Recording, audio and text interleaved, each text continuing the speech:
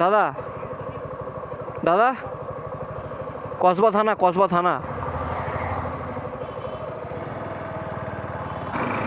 তো আবার বেরিয়ে পড়েছি একটা কাজে। এখন যাব আমি একটু কসবার দিকে, অ্যাক্রোপলিস। ও, ওয়েদারটা খুবই সুন্দর, আর এই ওয়েদারে তো বাইক চালাতে খুবই ভালো লাগে। তো তোমাদেরকে বলছিলাম যে কথাটা, যে একটা ছোট্ট শর্ট ট্রিপ আমরা প্ল্যান করেছি। তো ওটার জন্যই আর কি এই মাইকটাকে সেট করে চালানো, যে দেখছি মাইকটা কতটা কি ঠিকঠাক সেটিংটা করতে পারি কি না।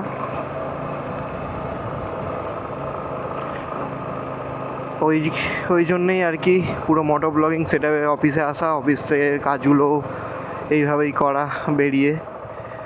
তাহলে তোমরাও বুঝতে পারবে যে কতটা কি সেটিংটা ঠিক আছে কি না। বৃষ্টি হলে হয়তো বেরোতে পারতাম না অনেকটা জোরে, কারণ রেইনকোটটা আনতে ভুলে গেছি। বাট ওয়েদারটা ভালো, বৃষ্টিও পড়ছে না, ওই জন্যই আর কি বেরিয়েছি।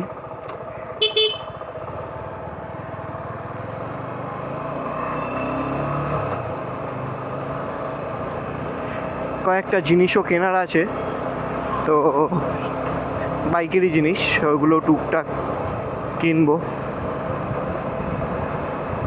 আজ হয়তো কিনবো না, কিনতে পারবো না, বাট ঘুরতে যাওয়ার আগে কিনে নেবো। কিনে পুরো রেডি করতে হবে। একটা ক্যামেরা কভার কিনতে হবে আর কি, ওয়াটারপ্রুফ কেস যাকে বলে।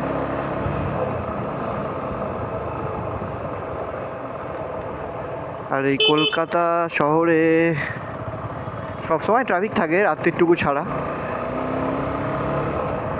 রাত্রির ভিডিও তোমাদের দেখাবো। রাত্রির মোটামুটি হয়ে গেলে অতটা ট্রাফিক থাকে না, মানে যেহেতু এখন অফিস টাইম,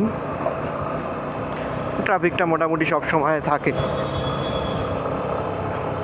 বাইকটারও সার্ভিস বাকি আছে, বাইকটা সার্ভিস করাবো, সার্ভিসের জন্য বুক করিয়েছি।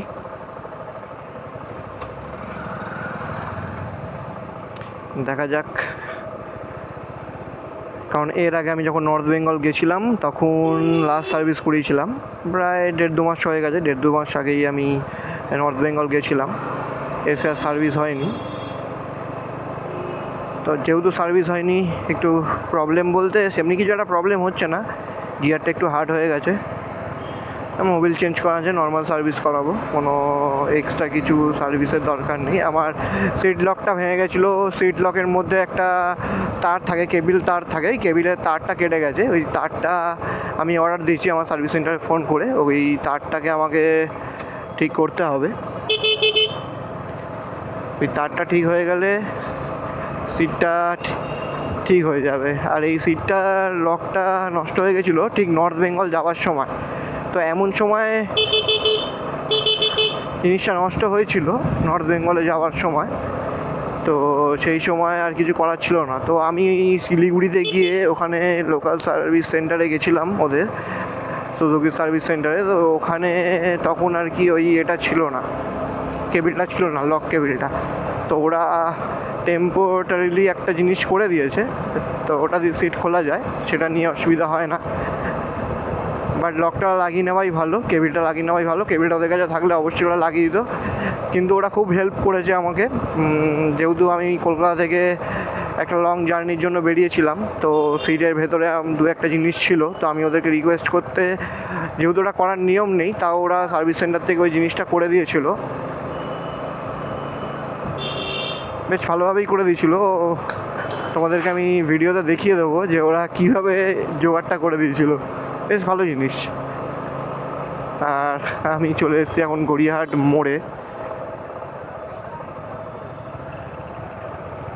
এখান থেকে যাব আমি একটা বন্ধুর বাড়ি, তারপরে ওখান থেকে আমি গিয়ে কাজটা করব। এখন যেহেতু গড়িয়াহাট মোড়ে চলে এসেছি, তো সিগন্যাল পাবো, তাই সিগন্যাল খোলাই আছে, কোনো অসুবিধা নেই, সিগন্যাল খোলা আছে। সিগন্যাল খোলা থাকলে কোনো অসুবিধা হয় না।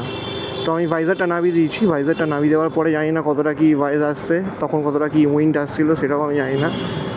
সিগন্যালটা খোলাই পেয়েছি, কোনো অসুবিধা হয়নি।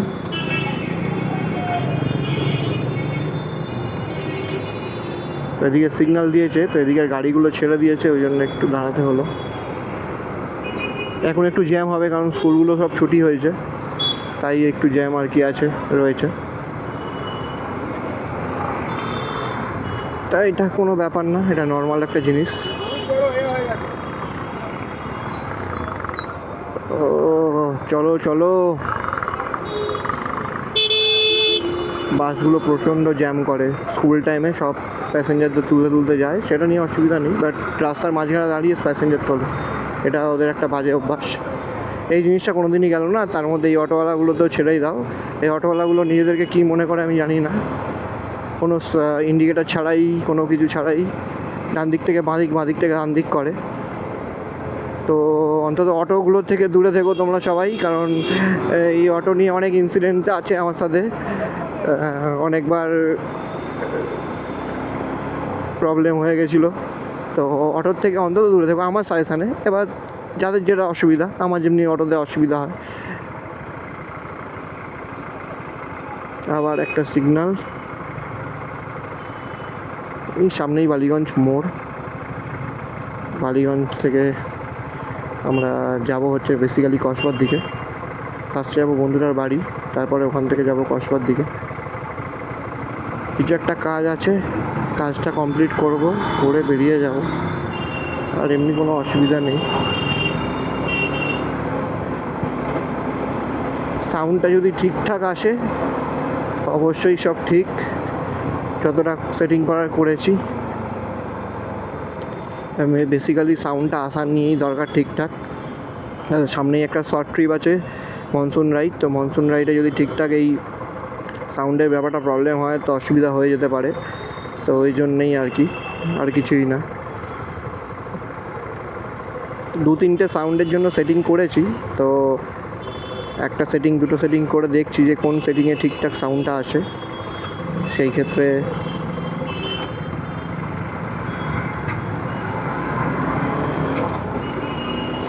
দেখা যাক কতটা কি সাউন্ড আসে।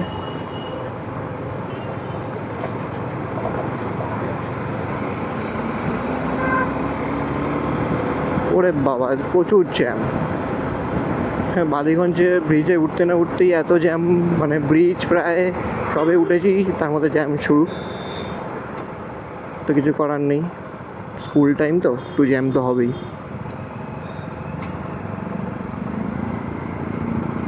দেখা যাক।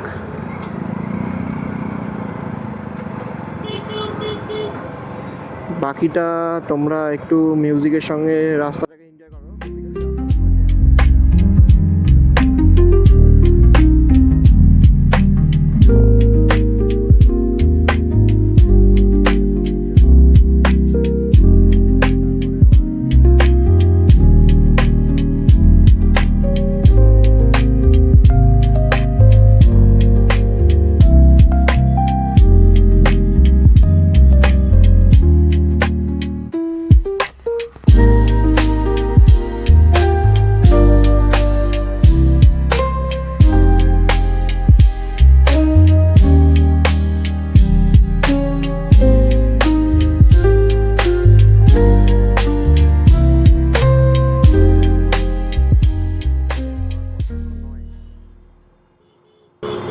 কিছু হয়েছে কিনা সেটাও আমি বুঝতে পারছি না যতক্ষণ না সামনে যাব। সামনে যাওয়ার পরে আমি বুঝতে পারবো যে এত কেন জ্যাম। তো তাছাড়া বোঝা যাচ্ছে না জ্যামটা কেন এত।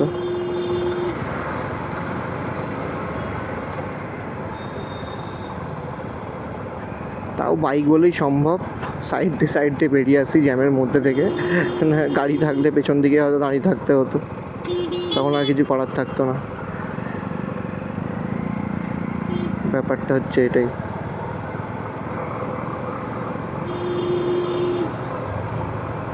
গাড়িটার যে সার্ভিস দরকার সেটা গাড়িটা বুঝিয়েই দিচ্ছে, কোনো অসুবিধা এমনি না। একটু পিক আপ ফলস খাচ্ছে, গাড়ির ব্রেক প্যাডগুলো চেক করাতে হবে একবার। গিয়ারটা টাইট হয়ে গেছে, গিয়ার শিফটিং করতে একটু আওয়াজ হচ্ছে, ওটা ঠিক হয়ে গেলে তো ঠিকই।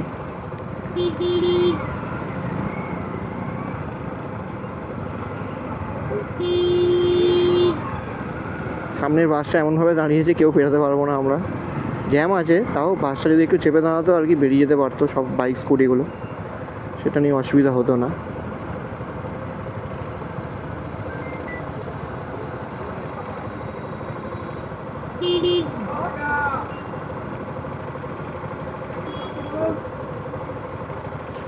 তো বেরিয়ে যেতে পারতাম আমরা হয়তো, কিন্তু বাসটা এমনভাবেই আর কি দাঁড়িয়েছে, বেরোতে পারছি না, সেটার জন্য নয়। প্রচণ্ড জ্যাম, একটু জ্যাম নয়, প্রচণ্ড জ্যাম। তো জ্যামটা বাসটা ছেড়ে দিয়েছে আর কি বেসিক্যালি, সেটার জন্য অসুবিধা হয়নি।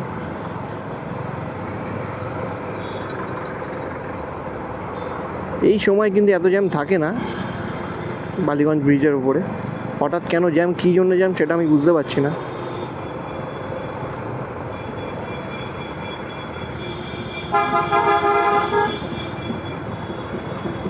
আচ্ছা, এবার বুঝতে পারলাম, হয়তো সামনে কোনো র্যালি বা কিছু যাচ্ছে ওই জন্যই হয়তো জ্যাম। না, এখানে শীতলা পুজো হচ্ছে, ওই জন্য এত জ্যাম, গন্ডি কাটা হচ্ছে আর কি, গন্ডি কাটার জন্য আর কি জ্যামটা। বেসিক্যালি বিষয়টা হচ্ছে এটাই, গন্ডি কাটার জন্যই জ্যামটা, আর কোনো না।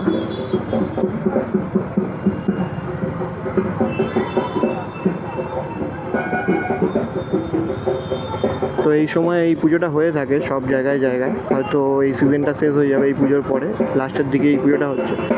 তো জ্যামটা বেসিক্যালি এই জন্যই যে গন্ডিটা কাটা হচ্ছে, আর কিছুই না, ভালো জিনিস সেটা একটা। আলটিমেটলি জ্যামটাকে ক্লিয়ার করে আমরা বেরিয়ে আসতে পেরেছি। এবার আমরা এগাচ্ছি কসবার দিকে, কসবা হয়ে আমরা অ্যাক্রোপলিসের দিকে যাব।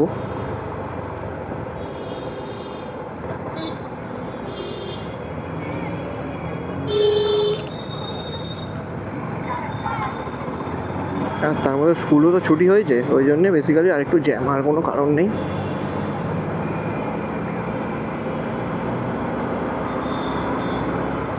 তো আমি একটা বাইক হ্যান্ডেলবার ক্যামেরা মাউন্ট কিনেছি উলেনজিরটাই কিনলাম, টেলিশনেরটা কিনিনি, কারণ দুটোরই ফিডব্যাক ভালো। তো আমার মনে হচ্ছে এটাই উলেনজিরটা কিনলে আমার ভালো ফিটিং আসবে, তো ওটার জন্যই কেনা উলেনজিটা, আর কোনো কারণ না।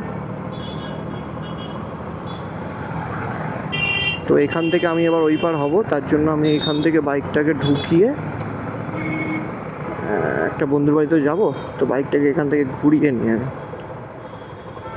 এখান থেকে বাইকটাকে ঘুরিয়ে ওই পার হয়ে যাব।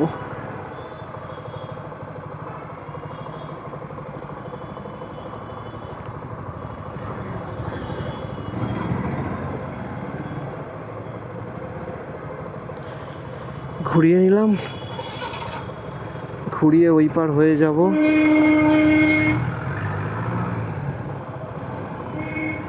ওই পার হয়ে গিয়ে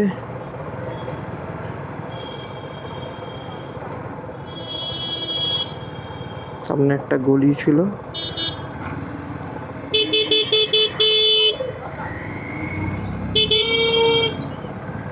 বাট এই গলিটা না খুব সম্ভবত, বাট এটা দিয়েও মনে হয় যাওয়া যাবে, কারণ আগেরটা দিয়ে ঢুকলেও হতো, এটা দিয়েও যাওয়া যাবে না না।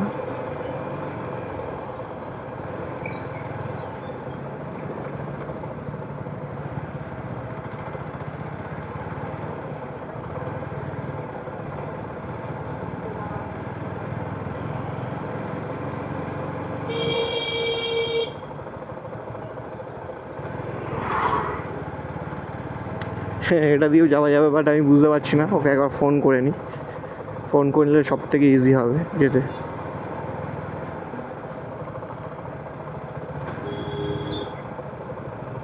তাহলে আর অসুবিধা হবে না।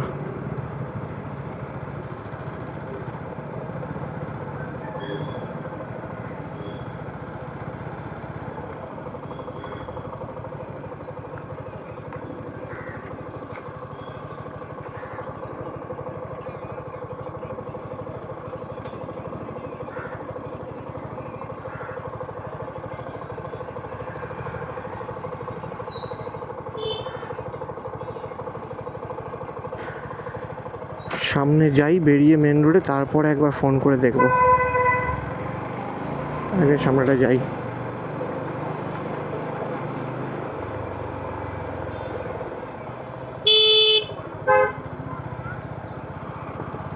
দেখি কোথা দিয়ে বেরাচ্ছি, তারপরে ওকে ফোন করবো আমি।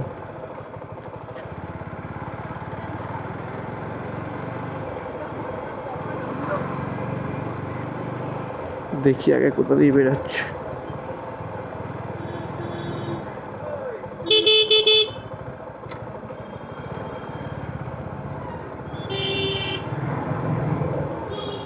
কাকা, কসবা থানা, কসবা থানা। দাদা, দাদা, কসবা থানা, কসবা থানা।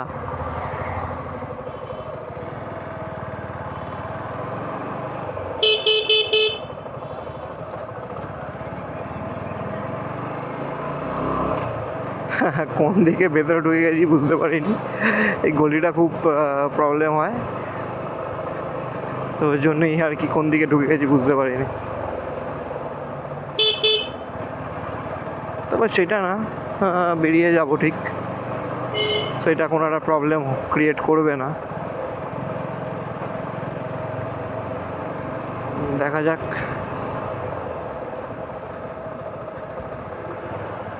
আচ্ছা, শীতলা মন্দিরের গা দিয়ে বেরিয়েছি, অনেকটা দূরে বেরিয়ে গেছি আমি।